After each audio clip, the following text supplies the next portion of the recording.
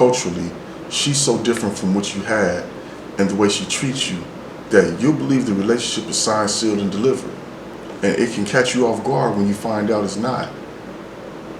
Because it's not. What up, what up, what up? What's happening? Que lo que miente? Welcome to Love, Purpose, and Passports. Hope all is well and all are passport ready, a passport getting ready. For those of you that don't know, I am Mr. Pro for You, living in Santo Domingo, Dominican Republic, married to a beautiful Dominicana. If you're new to the channel, bienvenidos. We're here for you. Consultations, interpreting to help you get past the language barrier with your significant other, relationship coaching, LDRs, our specialty. We're here for you. The topic today, the truth about overseas relationships with foreign women. So my wife and I have always shown you through our videos that this overseas relationship thing, coupled with the long distance relationship thing, that it can be done.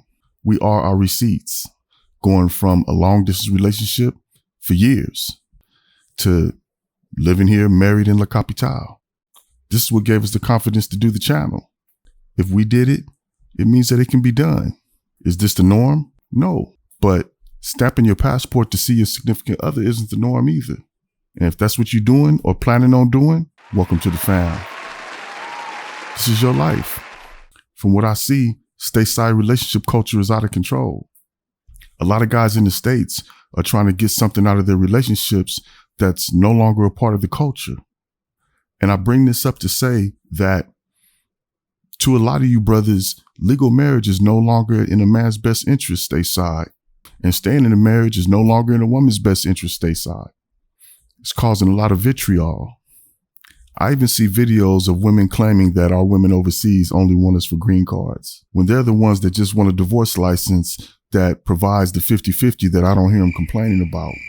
Yet here I am, married overseas to a beautiful Dominicana that I chose. How do these successful relationships overseas happen? That's what I want to talk about. When you first get with a beautiful woman overseas, it brings a whole new cultural experience into your life. It tends to be like nothing you've ever experienced stateside. And it's not even close. Most of the time, guys can't even explain it at first. For example, usually you take your first trip with a person or people that you know. In that period of time before your flight, when they tell you to purchase your flight, up until you purchase the flight, up until the date of your flight, and even during the flight, that time is spent filling your head with all these amazing claims. They sound like freshly converted religious zealots. Then you step off that plane and it's a fantastic blur. You literally go from seeing your world one way to never seeing it that way again.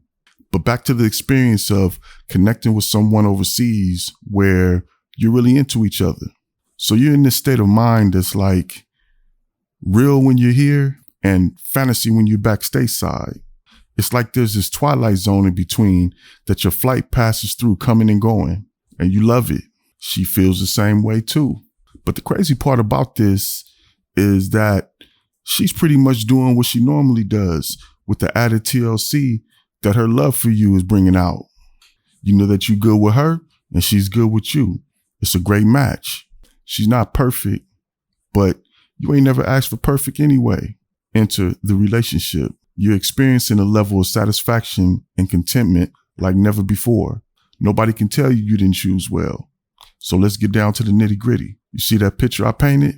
It's real, but that's not the relationship. That's that new car smell. The biggest mistake you're going to make is the unrealistic expectations you have regarding your woman and the actual relationship. What I mean by that is culturally, she's so different from what you had and the way she treats you that you'll believe the relationship is signed, sealed, and delivered. And it can catch you off guard when you find out it's not. Because it's not. Foreign femininity isn't a relationship express pack. It's a welcome characteristic. And I say that because that's what tends to draw us in. That nice framework is playing its part as well, though. See, you'll always love foreign femininity once you've experienced it. Just like she'll always love masculinity. But this is where a lot of you get it wrong. You know how? You still have to build the relationship. And at this point, you've only secured the materials. A lot of dudes start celebrating with their bottles popped and partying. Meanwhile, the material's still stacked up in the back, getting rained on. There's no shortcuts. All the things that you love about her and she loves about you, that's what you have to build around. Those things you love about each other, they're like the beautiful columns in the crib. They're not the foundation. Your cultures may be different, but relationship building is universal. A relationship's foundation is built on things like doing the right thing and not necessarily the easy thing. The easy thing could be snatching up a few more beautiful women that's available. Easy, right? Super easy. Easier than just having her, right? But if you call yourself building the foundation for your relationship, is that the right thing? It's the right thing for you, obviously. But is it the right thing for building the foundation for your relationship? That's for you to answer. Doing the right thing can be challenging because doing the right thing requires discipline and sacrifice. Doing the easy thing requires neither. Relationship foundation building also requires going through things together. And I'm not talking about betrayal type things. I'm talking about going through life's ups and downs together type things. That builds the foundation.